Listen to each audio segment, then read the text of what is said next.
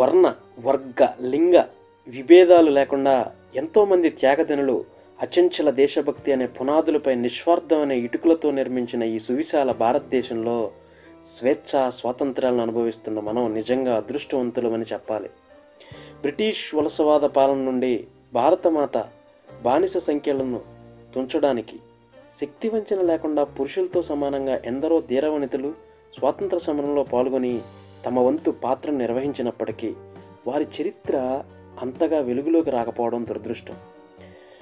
మీరు నాకు రక్తాన్ని ఇవ్వండి, నేను మీకు స్వాతంత్రాన్ని ఇస్తాను అన్న నేతాజీ సుభాష్ చంద్రబోస్ మాటలతో ప్రేరణ పొందిన సరస్వతి రాజమణి కేవలం 16 ఏళ్ల లేత ప్రాయంలో తన ఆభరణాలను తృణప్రాయంగా నేతాజీకి అందించగా వాటిని తిరిగి ఇచ్చేయడానికి ఆయన స్వయంగా వారింటికి వెళ్ళినప్పటికీ ఆమె అందుకు నిర్ద్వంద్వంగా తిరస్కరించారు.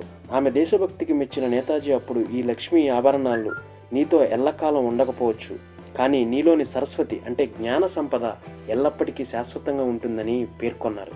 అందుకే అప్పటి నుండి ఆవిడ పేరు సరస్వతి అని అనడంతో ఆమె పేరు సరస్వతి రాజమణిగా స్థిరపడిపోయింది. వారసత్వంగా అబ్బిన జాతీయ భావాలు బర్మా అంటే నేటి మయన్మార్కు వలస వెళ్ళిన ఒక సంపన్న తమిళ కుటుంబంలో 11 జనవరి 1927 రాజమణి రంగూన్లో జన్మించారు. తన తండ్రి మెండుగా జాతీయ భావాలు కలిగిన వ్యక్తి కావడంతో ఆమె ఆ వారసత్వాన్ని సహజంగానే పుణికిపుచ్చుకున్నారు. స్వదేశాన్ని అమితంగా ప్రేమించే ఆమె తండ్రి భారత స్వాతంత్రానికి సంబంధించి స్థానికంగా ఏ ఉద్యమం జరిగినా తన కుమార్తెతో సహా అందులో పాల్గొనేవారు.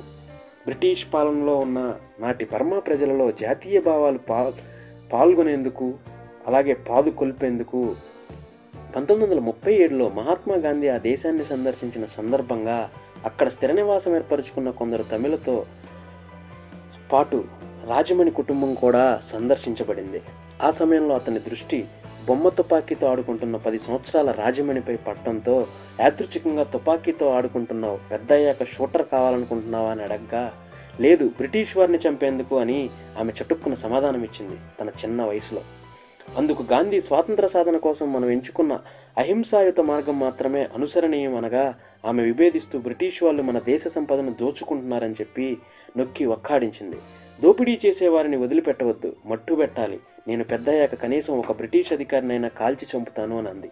అలా బాల్యంలోనే గాంధీజీ నేతృత్వంలోని జాతీయోద్యమం పట్ల ఆకర్షితురాలై సైద్ధాంతిక పరంగా విభేదించి 1943లో బర్మాను సందర్శించడానికి వచ్చిన నేతాజీ అప్పటికే ఇండియన్ నేషనల్ ఆర్మీ స్థాపించి సాయుధ బాట పట్టడంతో సహజంగానే ఆయన అనుచరురాలిగా అంటే అనుయాయిగా మారాలని నిశ్చయించుకుంది. మీరు నాకు రక్తాన్ని ఇవ్వండి, నేను మీకు స్వాతంత్రాన్ని ఇస్తానన్న నేతాజీ మాటలతో స్ఫూర్తి పొందిన 16 ఏళ్ల సరస్వతి రాజమణి వెంటనే తన ఒంటి మీద ఉన్న ఖరీదైన ఆభరణాలను సంస్థకు అందించింది. వాణిజ్యం సాగుతో దేశంలో చొరపడి క్రమంగా రాజ్యాధికారాన్ని చేపట్టి దేశ సంపదను కొల్లగొడుతూ ప్రజల బతుకులను దుర్భరం చేస్తూ హింసిస్తున్న బ్రిటిష్ వలస పాలకుల నుండి దేశానికి స్వాతంత్రం సిద్ధింపచేయాలన్న ఏకైక లక్ష్యంతో తనదైన శైలిలో పోరాటం కొనసాగిస్తున్న నేతాజీ సరస్వతి అంకిత భావానికి ముగ్ధుడై ఆమెను ఇండియన్ నేషనల్ ఆర్మీ INA గూఢాచార్య విభాగంలో రాణి ఝాన్సీ బ్రిగేడ్లో నియమించారు. INAలో చేరిన అతి చిన్న వయస్కురాలు, మొదటి మహిళా గూఢాచారి సరస్వతి రాజమణి కావడం విశేషం. ప్రభుత్వం నుండి బ్రిటిష్ మిలిటరీ అధికారులకు అందేశాలను ఇన్ఫర్మేషన్ని ఎప్పటికప్పుడు విశ్లేషించి INAకు అందజేసే బాధ్యత ఆమెకు అప్పచెప్పారు. ఆమె మణి అనే యువకుడి వేషధారణలో బ్రిటిష్ అధికారుల నివాసాలలో మనిషిగా అంటే గూఢాచార్య నిర్వహించేదన్నమాట. కర్తవ్య నిర్వహణలో తన సహచర గూఢాచారి ఒకరు బ్రిటిష్ అధికారులకు చిక్కడంతో ఆమెను వారి బందీ నుండి విడుదల చేయించడం కోసం రాజమణి బ్రిటిష్ శిబిరంలోకి ప్రవేశించడానికి ఒక నృత్య కళాకారులుగా దుస్తులు ధరించి బ్రిటిష్ అధికారిని ఏమార్చి మత్తుమందిచ్చి తన సహచర గూఢాచారిని రక్షించింది. అంటే అప్పట్లోనే రాజమణికి ఎంత గట్స్ ఉన్నాయో మనం తెలుసుకోవాలి. అయితే అక్కడి నుండి తప్పించుకునే ప్రయత్నంలో బ్రిటిష్ అధికారులు జరిపిన కాల్పులలో ఆమె కాలికి తీవ్ర గాయమైంది. అయినప్పటికీ ఆమె గాయాన్ని ఏమాత్రం లక్ష్యం పెట్టకుండా వేగానికి గురి చూస్తూ పరిగెత్తి వారి నుండి తప్పించుకుని ఒక చెట్టుపైకెక్కి 3 రోజుల పాటు అక్కడే గడిపింది. ఆమె ఆచూకీని కనిపెట్టి బంధించడానికి బ్రిటిష్ అధికారులు తీవ్రంగా ప్రయత్నించినప్పటికీ ఫలితం లేకుండా పోయింది.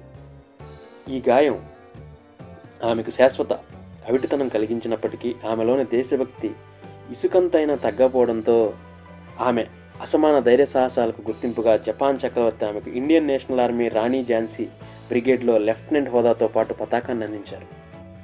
ఆమె తన ప్రాణాలను సైతం పణంగా పెట్టి సహచర గూఢాచారిని చాకచక్యంగా బ్రిటిష్ అధికారులు కళ్ళుగప్పి తప్పించడంలో ప్రదర్శించి ధైర్య సాహసాలను స్వయంగా నేతాజీ కూడా ప్రశంసించారు.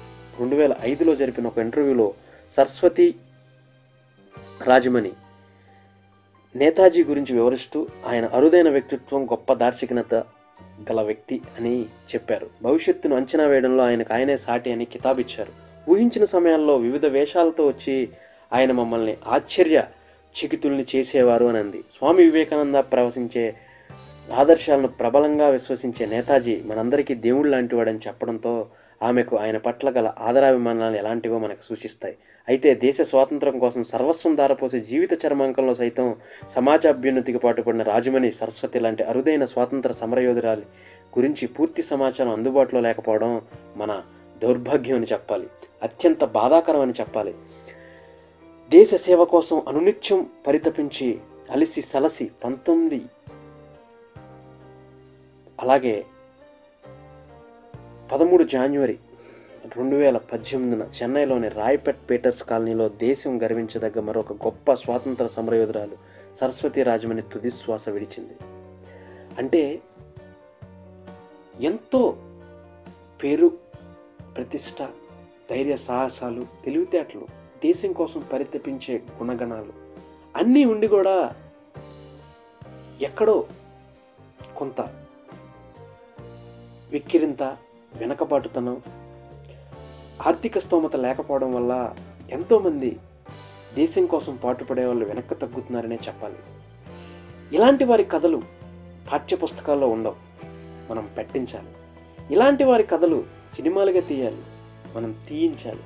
ఇలాంటి వారి కథలు వ్యధలుగా కాకుండా గొప్ప కథలుగా నేటి తరానికి చెప్పాలి. వీటన్నిటికీ కారణమైన ప్రభుత్వాలు ప్రోత్సహింపబడాలి. అంటే ప్రభుత్వం ప్రోత్సహిస్తేనే ఏ పనైనా జరుగుద్ది. ముందు ఆ ప్రభుత్వానికి ఈ ఇన్ఫర్మేషన్ చేరేలా ఒక చట్టం రావాలి. అలాంటి చట్టాలు తీసుకురావాల్సిన నాయకులు వాళ్ళ గళం విప్పాలి. ఎవరో వస్తారు, ఏదో చేస్తారు అని అనుకుంటే ఇలాంటి వారి కథలు కనుమరుగైపోయాయి. ఇంకా ఎంతో కొంత నాలాంటి వారు పోడ్కాస్ట్ల రూపంలో ఇన్ఫర్మేషన్ తెలియజేస్తున్నారంటే దేశం మీద ఉన్న ప్రేమ మాత్రమే. జై హింద్, జై భారత్.